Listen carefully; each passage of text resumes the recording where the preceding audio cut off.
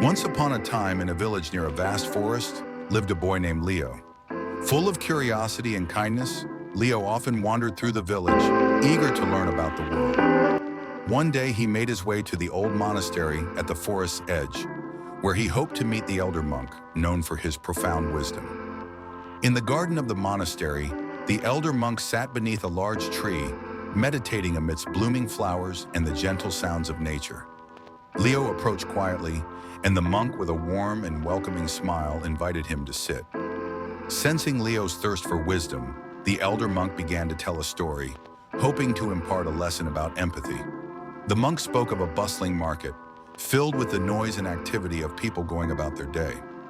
In the midst of this, a young girl carrying a basket of fruit tripped, causing her apples to scatter across the ground.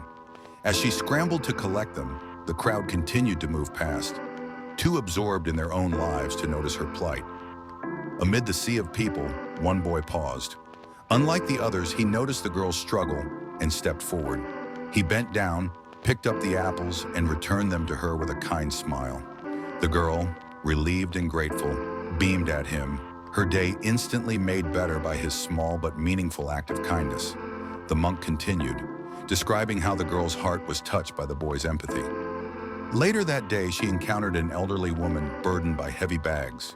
Recalling the boy's kindness, the girl stepped in to assist, easing the woman's load. A small seed of empathy had been planted, blossoming into further acts of compassion that extended far beyond the market. As the story concluded, the elder monk looked at Leo, who sat in quiet contemplation.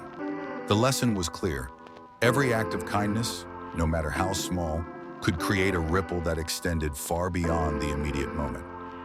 Empathy, the monk explained, was like a seed. Once planted, it could grow into something beautiful, spreading goodness throughout the world.